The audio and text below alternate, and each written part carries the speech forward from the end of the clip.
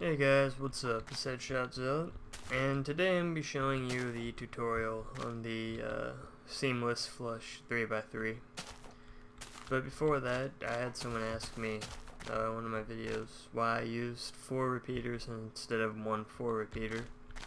And I'll go ahead and show you why that is. They actually transfer signals a little differently. You can see there that this side actually pops up faster and also retracts faster than that side. That's why I do that. It doesn't affect it if you just have a normal button. You can see there that they act about the same. And then another really important part about this door is the ability to extend and retract 2 piston towers. And the way this works is it just goes 1 on this bottom one, then it wraps up around here and goes 2 on this 3rd position, so this one's powered, so the piston's here and it gets powered. And when those depower, this one comes back around and powers up and pulls the piston that's in this position down, and this comes along and powers this one to pull this block down. So I'll go ahead and show you that now. And that's a very important thing to be able to wire. It like broke there, alright. But that's like a really important thing to in this door, because it's actually used in like 2 different spots. So whenever you're trying to wire a tower, just remember it's 1, 2, 3, 4. Alright, now onto the actual door. I've got the open process wired up here, so it's only the open right now is what you're looking at. And I've got this pulse limiter here, and I've got it hooked up to a D flip-flop, which changes which track it's going along. So right now it's going on the closed track that I haven't wired yet. So I'll go ahead and flip that. Anyways, but this open track right here, this is all the open process for the bottom. And all this really is you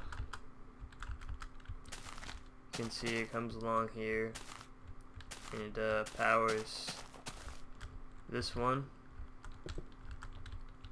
And this one powers this position, or this piston. So it just pulls out that bottom one. And then it powers this one right here.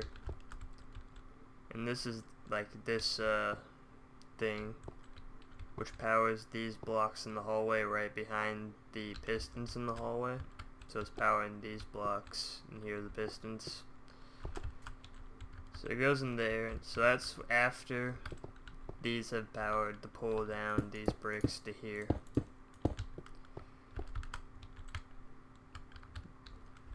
And then it comes along here and it powers this. And this is a nice thing that I found out about the door, is that having this type of torch next to it, it actually allows for you just have one input to extend both these pistons. So I'll go ahead and show you that. Yeah, these are out of the way, and I'll go ahead and show you. Oops. You can see they both extended from that one input. So that's a pretty nice extra thing that condenses the wiring. So one step to do like a whole extension. And then once that's extended through there, it comes back through here and powers these bottom pistons. So to pull these back into position above these, or right there. And then you can see that I've got another input leading in. That would be for the close process. But it powers through here, powers there, and that will power this redstone right here, which allows it to power back around to this, which powers up as the same same as before, it powers this position. So this one, and this one, which will pull these blocks down to the floor. And that's how the bottom part works. It's pretty simple. It's just, it's this, basically. Instead of having, it just extend and retract, though, you have to kind of work out where you need them. So, like, that would be number 1, and then there'd be a piston to pull it away, and then it would do this sequence.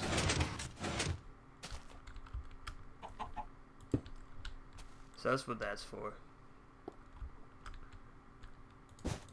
Now, if any of that didn't make sense, just go ahead and leave it in the comments. I'll try and explain it better. And I'll move on to the top part now. And you can see it hits this tower, and this tower is set so that this will extend after these have pulled out the bricks.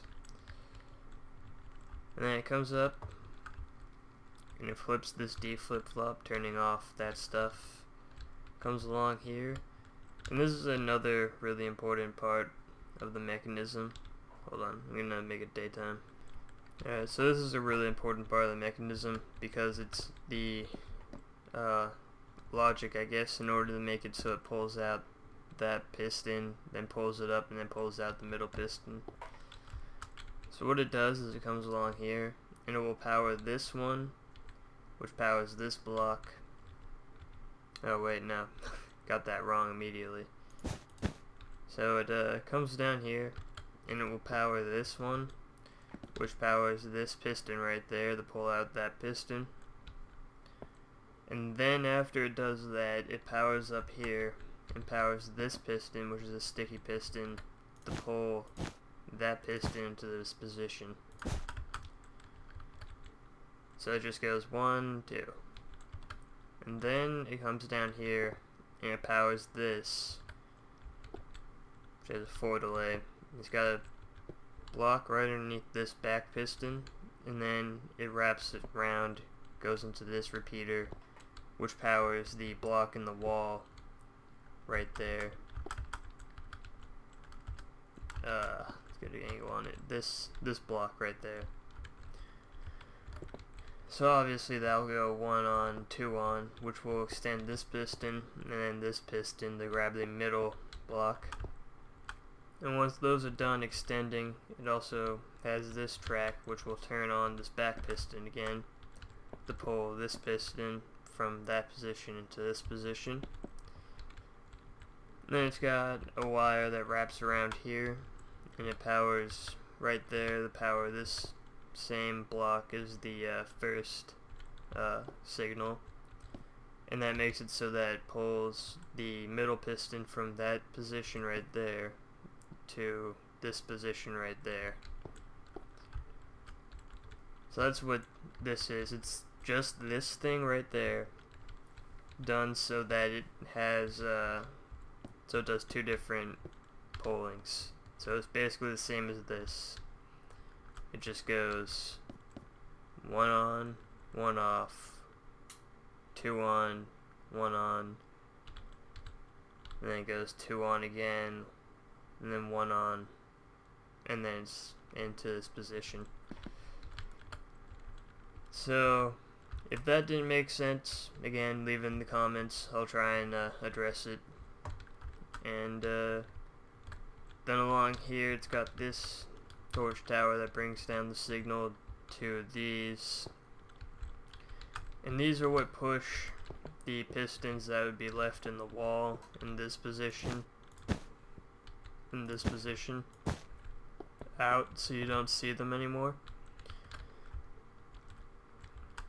And then it continues up here, and it powers along this to power this piston, and then also to power these pistons.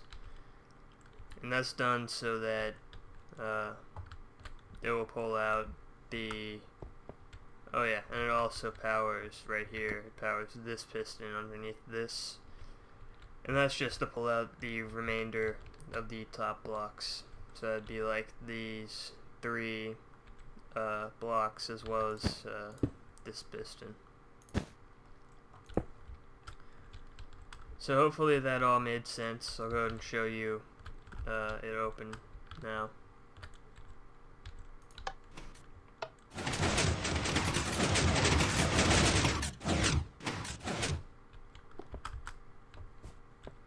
So pretty fast. It's faster than it used to be because I've been working out some of the wiring.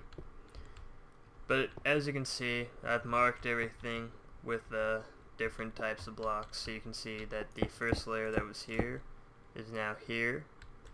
The pistons have turned into this lightstone.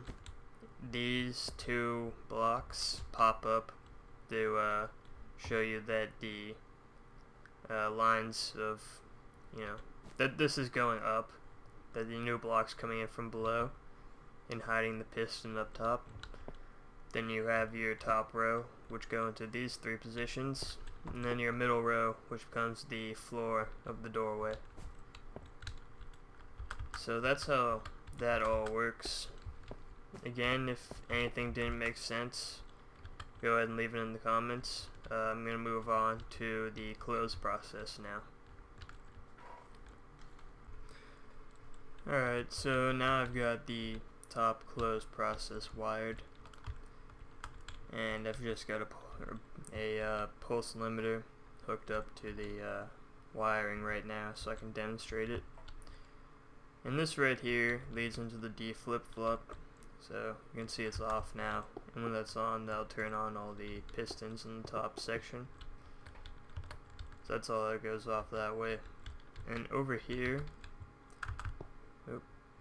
this right here is the delay that powers the 2 pistons on the side here, these 2, as well as that piston right there that's in the middle hallway. So that's, you're in here, that's the piston that's above this one, and the 2 pistons that are behind these. You can see that that is just a 1.2 delay. And it comes up here, and it will power this push down piston, which is just this normal pusher piston, a non-sticky, and this other non-sticky piston will be pushed down. And what that does is it pushes these blocks back down into the hallway or the floor and allows the piston to appear there and there. Then it continues along here, and it powers this track right here, and this comes down here, and this will power these 2, which are situated above the back 2 pistons in these 2 in this double stack right here. And what that does is it pushes out this, and this would be a piston, so they get pushed out into this position. And it comes along here, splitting before this one, and it's got a delay so that this will have extended and then been pulled back to this position again before this one, which is in this position now because this got powers again, and it's got this piston is in this position, so basically this is shifted down, so it would be powered here, and this would push down in front of this piston stack, and then it also powers over here to turn on this piston pusher right here again, which pushes out the pistons that are here to there, leaving the block here and pushing out a second piston to there. So it looks like that once that process is done. And that's pretty much all the top part is. It's a lot more compact than I had it the first time. All this clay is the close process. So I'll go ahead and show you it now.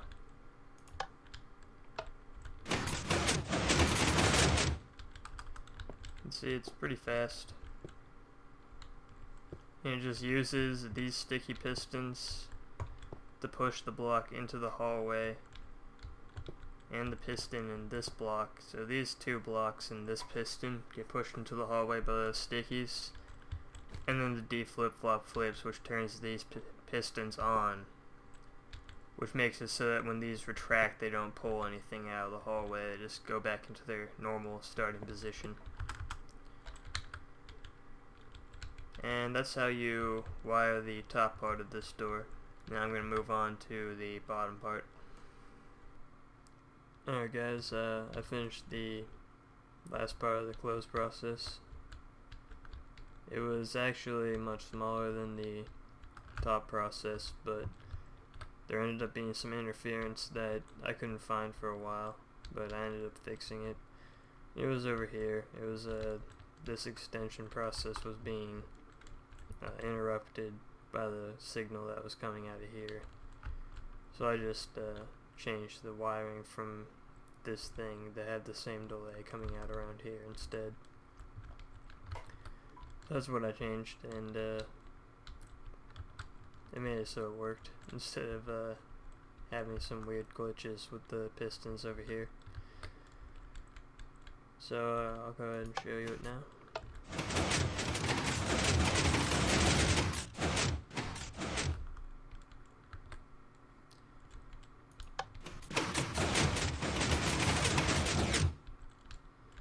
You can see it's much faster than it was before.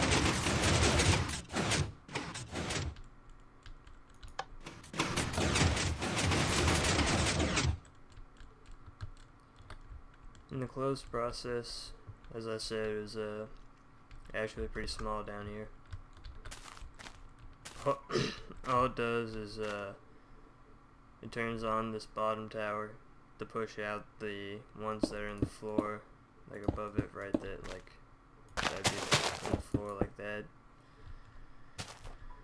And then it comes over here and it powers the pistons that are right there. So like the ones that'd be right here, if that were the doorway. And that happens after it goes up here and powers the piston extension right there to change out the floor pistons. And once it powers there, it has a 5 delay heading to the bottom one again to push it up as those push out, so it closes the door. And it's got a 4 repeater on a 4 tick delay right here. Alright, I'm going to show you it one last time with all the front rock face removed.